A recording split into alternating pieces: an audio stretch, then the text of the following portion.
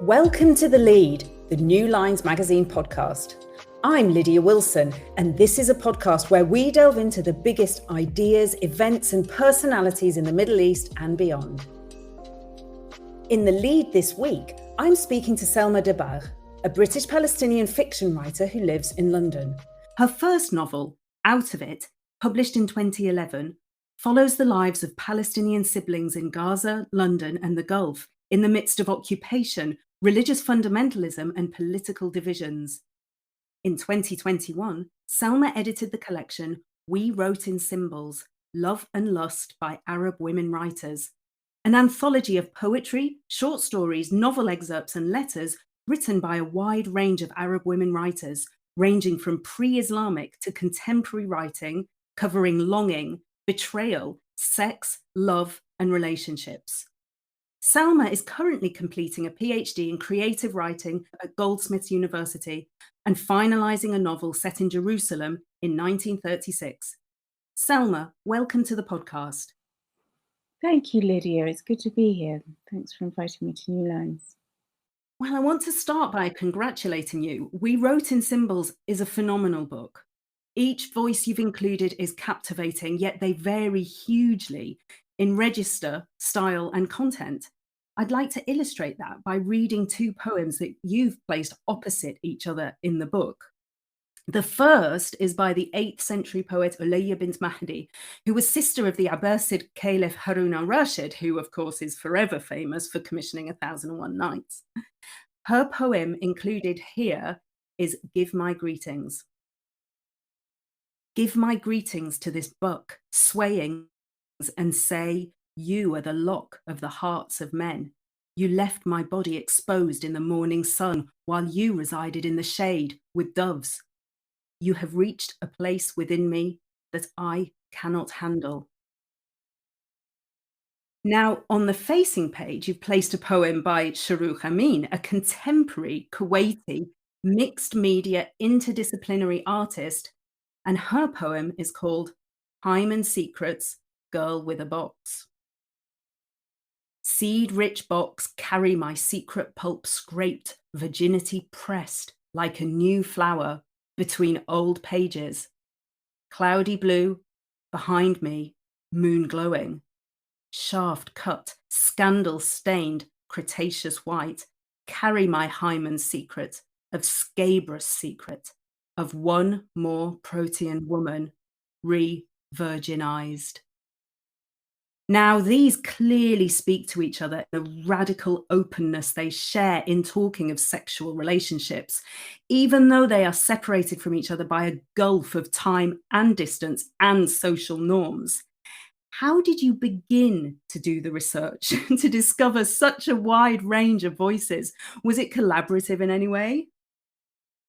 Well, thank you. It's also very interesting you chose those two poems. I think they work very well together. And was it collaborative in any way, and where did it begin? It was very collaborative, and it began a long time ago. I think you could say from the time that I started reading work by Arab women writers, or I started reading fiction, which is, since forever. But I think for this collection, my interest was really in looking at how these voices had changed over time, and was, I think, if I was going to timestamp that would be 2000 and probably 2006, when I first read the classical poems by Arab women, which is also published by Saki. But that for me was a complete revelation in terms of the number of women writers going back to the pre-Islamic era and afterwards, and also just the way that they express themselves about love and sexuality.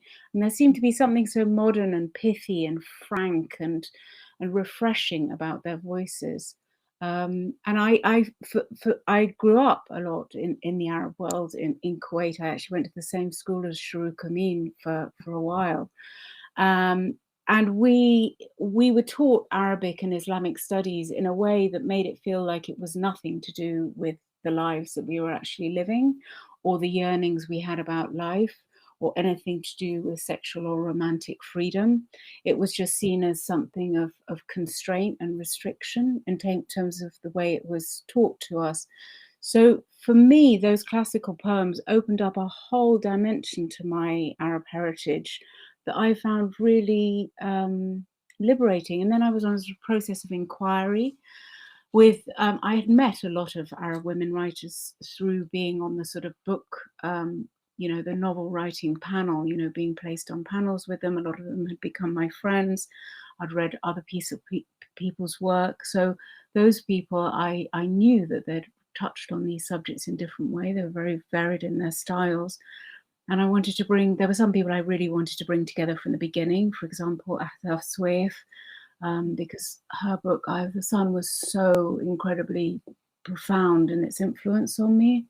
I read it when I was living in Egypt. So there were these pieces like that. And then from that, there were translators I connected with, academics, academic papers that I read, which linked me on to different researchers. And so it's very, very diverse. I'm glad that you picked up on how much it varies hugely. That was my one main guiding principle, to keep it as varied and heterogeneous as possible. No, that's very clear. Even on the most cursory of looks, I think it's very clear how much it varies, and that's the richness of it. But of course, what else is very clear from the start is the amount of very explicit erotic writing.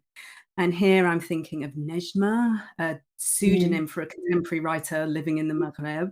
Yeah, her description of sex from her book, The Almond. I mean, it manages to be tender as well as erotic, but the few pages you've chosen are extremely graphic. The detail is, it's very raw, isn't it? And repeated sex. And there's also Mana Haddad, the Lebanese writer.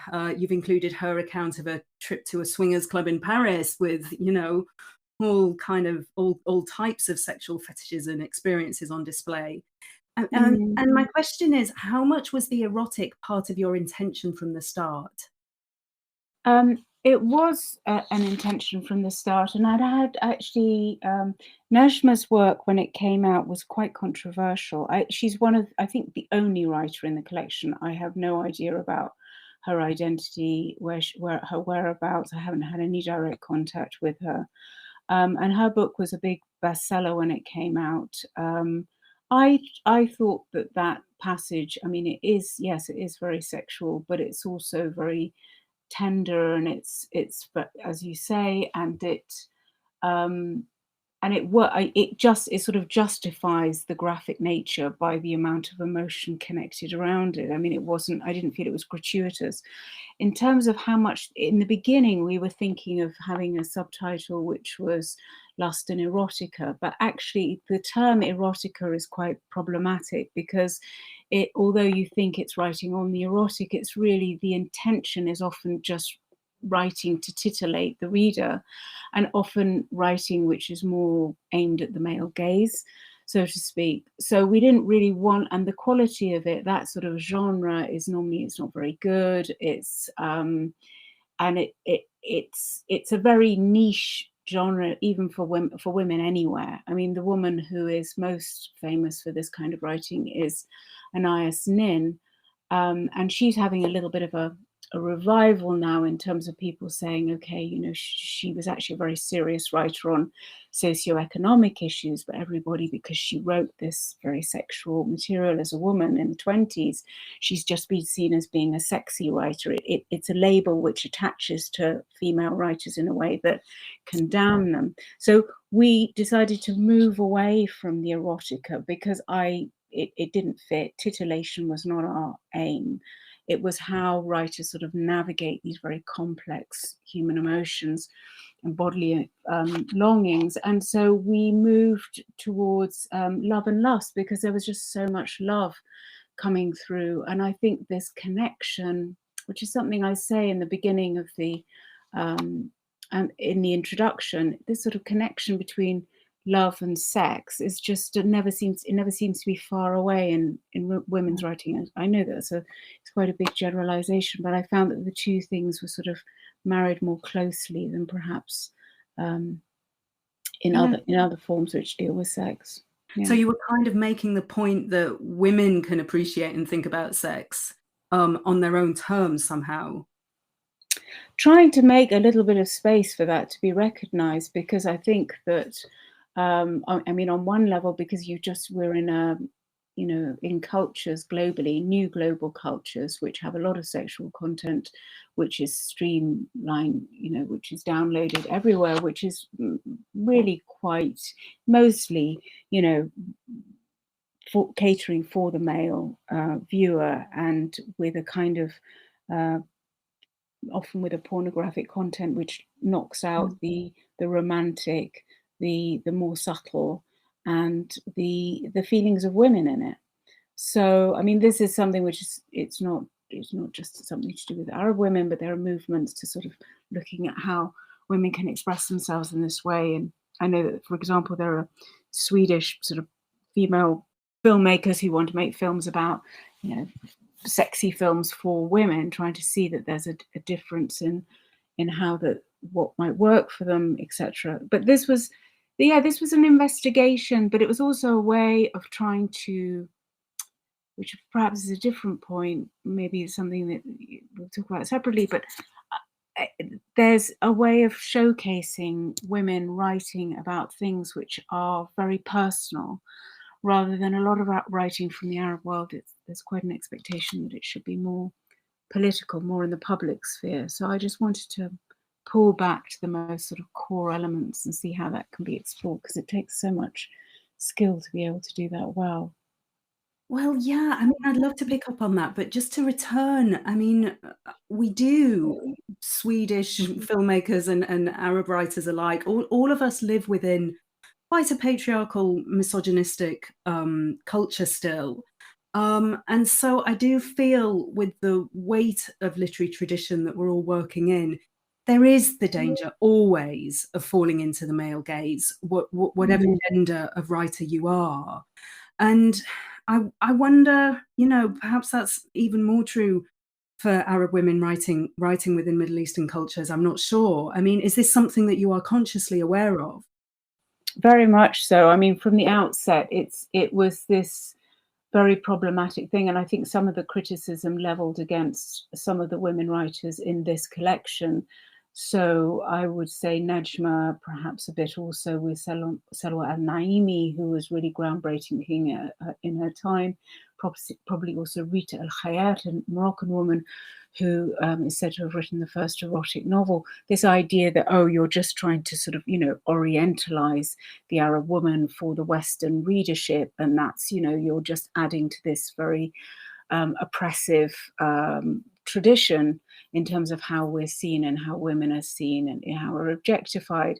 So we wanted to find a way of trying to, one of the reasons I went to Al-Saki was I felt that they were somebody who was very sensitive to these debates, and to see a way around it, because okay, you have other writers who are trying to sort of deal with these personal issues, and they're not dealing with it in order to titillate, they're dealing with it in order to express themselves and to add emotional movement to their storylines. And so how can we make a space for them to do that without it being seen to be problematic in that way? So part of the idea was to just make it a broader range of voices, and all very literary. It's not something, and the way that we've the cover was designed, the way that it was placed, and I wanted to get somehow a feeling of intimacy with it, which was somewhere between a harem and a book club. You know, the idea of, you know, because I've always been part of book clubs, and it's like that's something that women often end up talking about within these spaces. And so it was a way of communicating about the body across cultures, across the era, you know, because we're also very different in terms of how we feel about these things. And it was a different, yeah. I don't know if that completely answered your question, so please do pick up on it. To be honest, it just brings lots more, which is great. I mean, I have to say that was going to be one of my questions about a potential exoticization, because especially when you tie how much explicit material there is to the title, because you do explicitly say by Arab women writers. Now, Arab is always a contentious category from many different perspectives.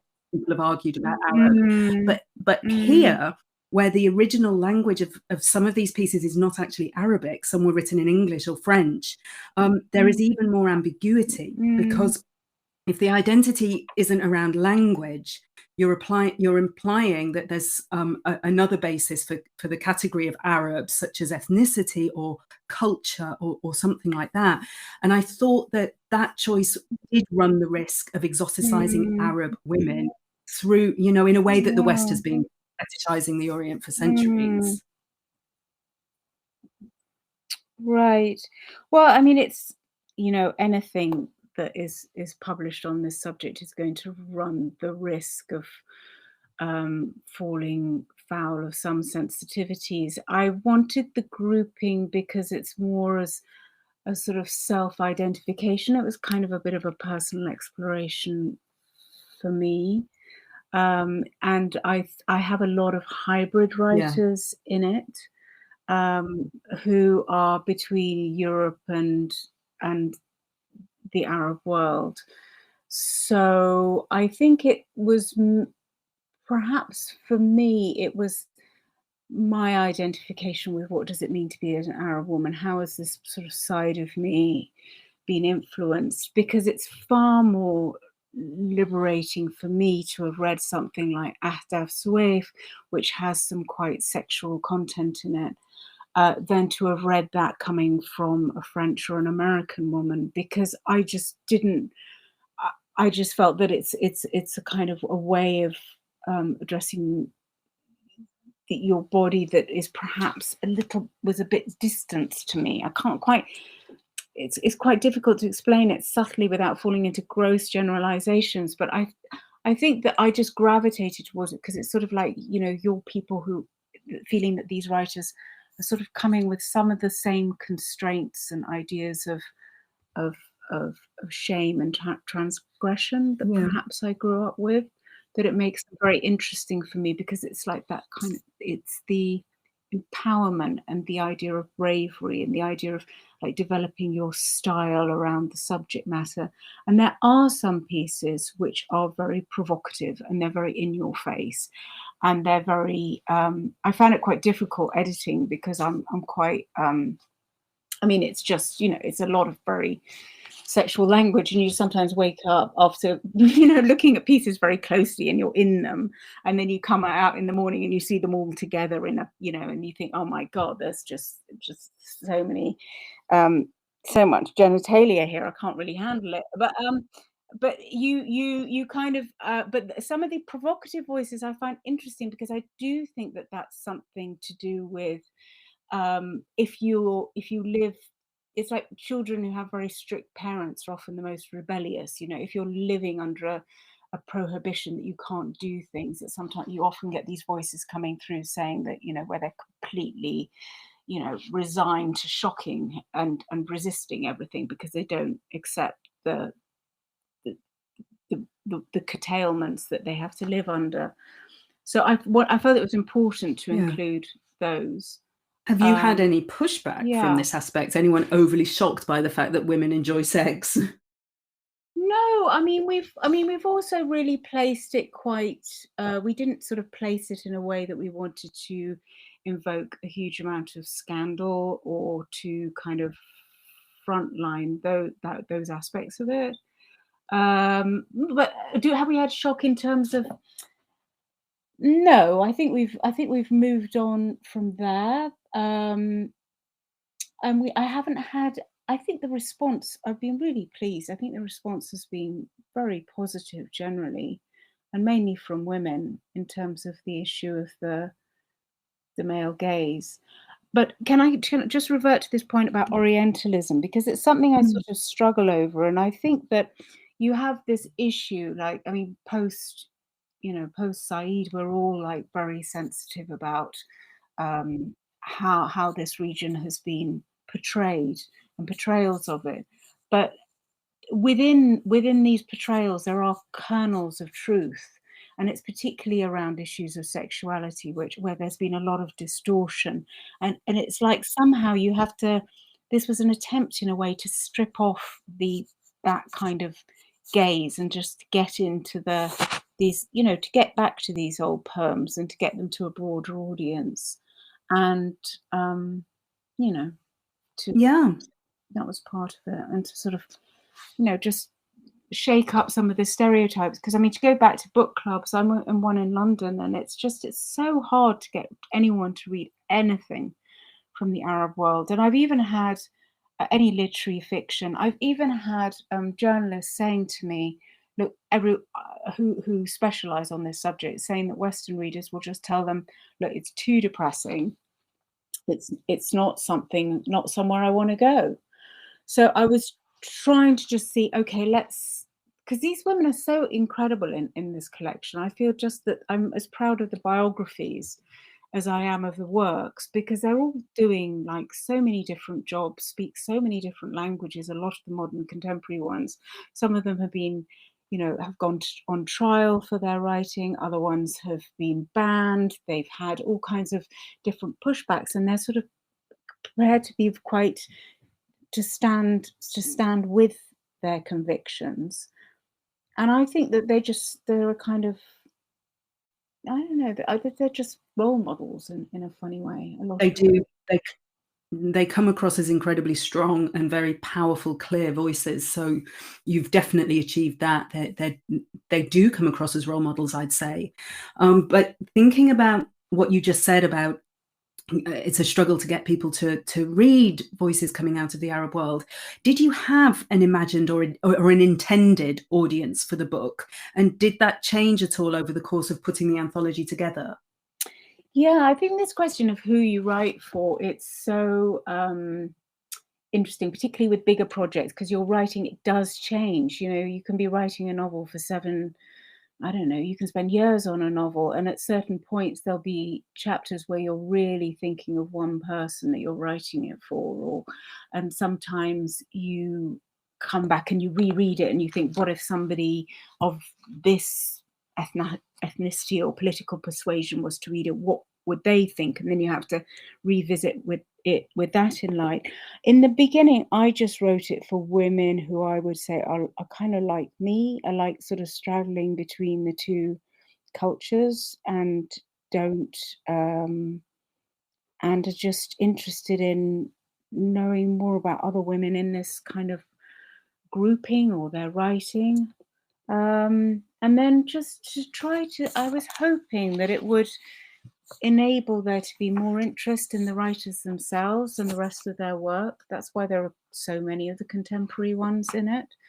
To just sort of showcase them in terms of the delicacy of their work. And it was quite interesting during the process of it, because some of the writers who I commissioned pieces from, they had stories that they hadn't really shown anyone before.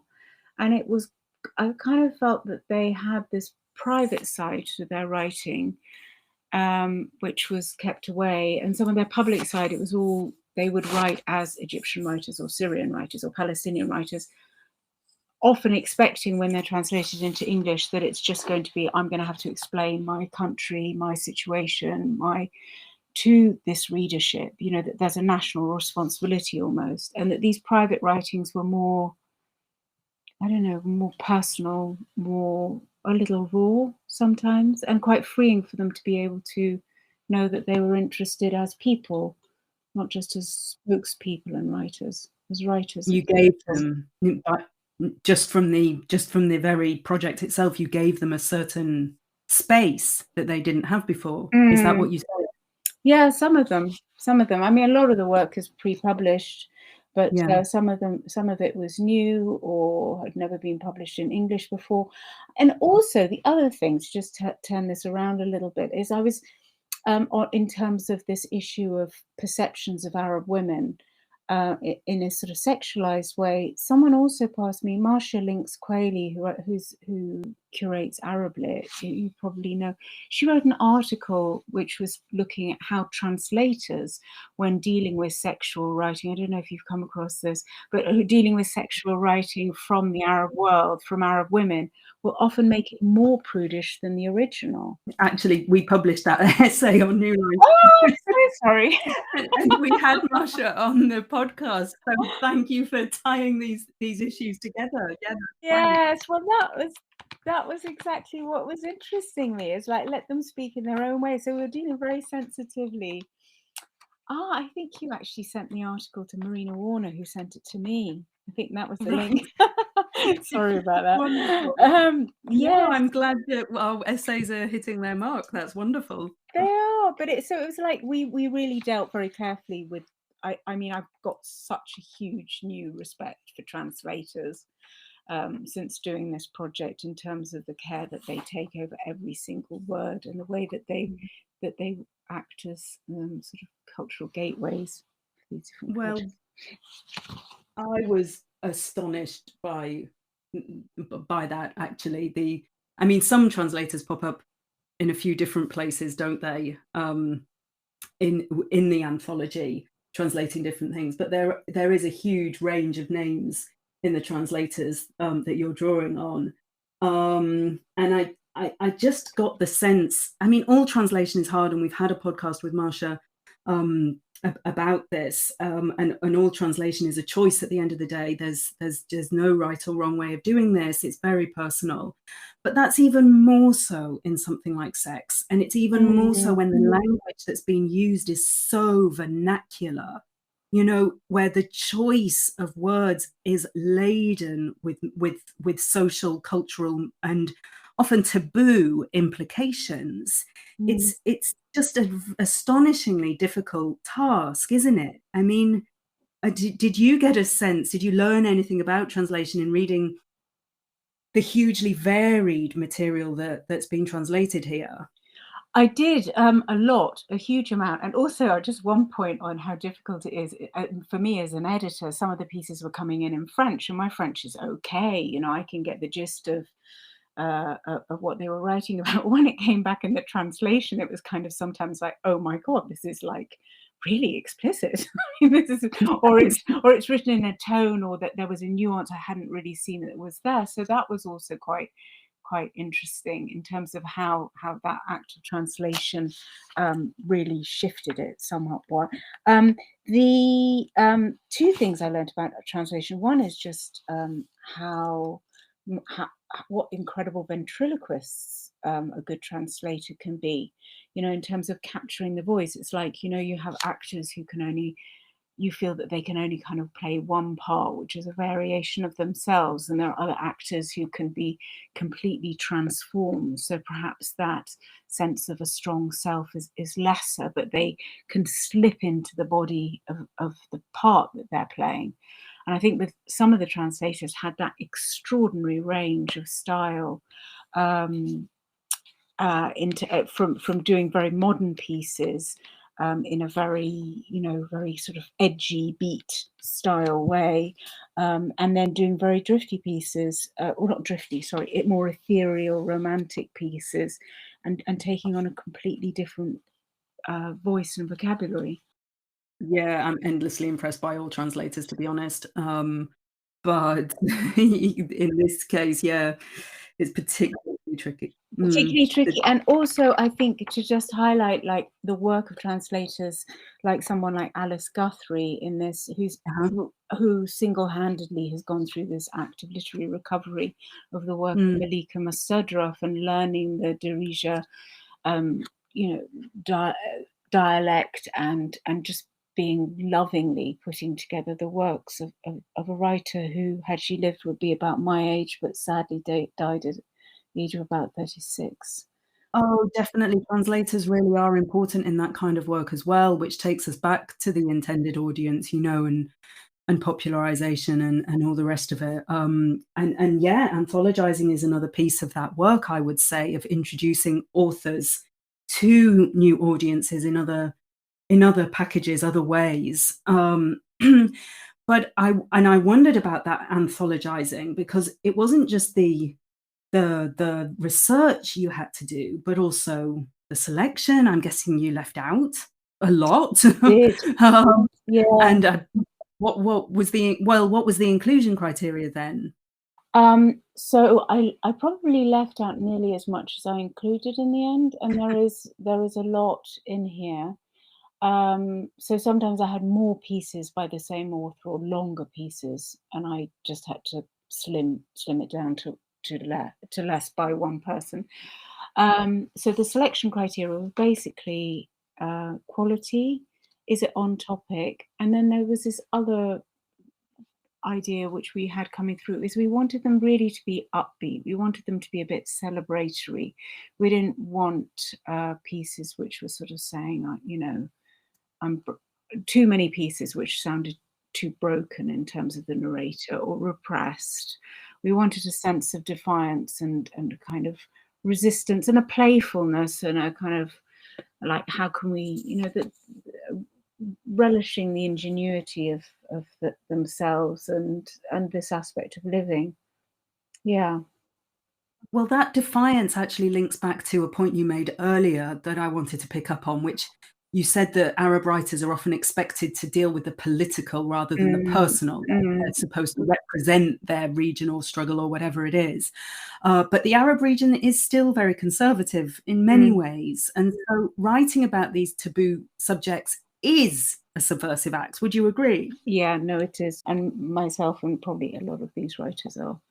I would say that is something we're sort of engaged in a way, but it's a question of whether you accept things as they are or you try to push for a slightly different vision of life, of the world and of freedoms.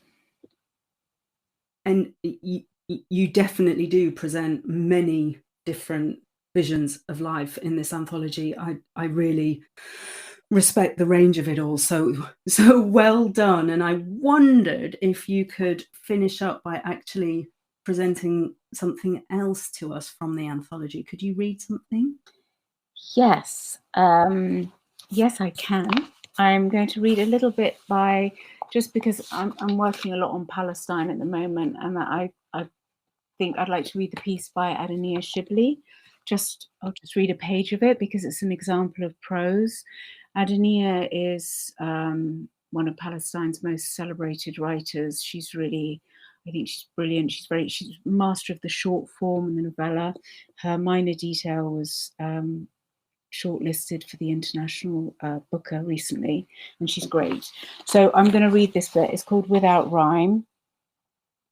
They had just made love when he said, "Love maker." She waited a moment, enough to regain a little confidence, then said, "Love maker, not lover." And in a strong, clear voice, he replied, eyeing her dim figure on the sofa, "If you like." He was still holding the tissue he had used to wipe himself a minute before. Then he repeated, "Love maker." And she repeated after him, "Love maker." And he smiled and she smiled after him. It was approaching 2:30 in the afternoon, their first lunch breaker, he realized, our first lunch breaker. She laughed. Not that she had any desire to laugh, but his presence made her feel so weak that she was close to tears at any moment. She considered leaving, though she had only arrived at 2. But he went on cheerfully, icebreaker, pacemaker, salt shaker, but she could only think of the word sofa, which did not end in cur. There he sat, silently inviting her to say a word with the same rhyme, but all that floated back to him was a faint hum, which had begun again to issue from the walls and furniture of the house.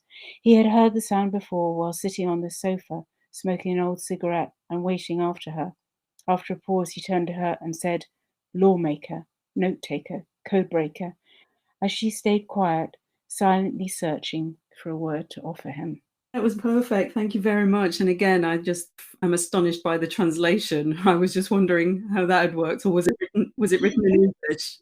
No, this one was written in Arabic. And actually, when I approached Adoniya, she said to me, "I have a piece which is very personal, but it was impossible to translate. Nobody in the world will be able to translate this bit because of this rhyming of the curse and how that worked in Arabic." And then she said, "I know, I think Yasmin can do it, Yasmin Seal. And Yasmin came back with this extraordinary piece, and she found a way of doing it. So yeah, it's a good piece to show that off. It is phenomenal achievement to translate sound and rhyme as well as meaning.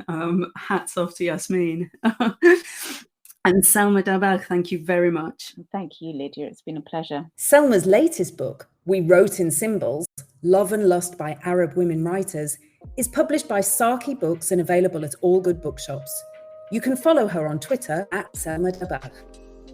This has been The Lead, the New Lines magazine podcast. This week's podcast was produced by Joshua Martin and hosted by me, Lydia Wilson.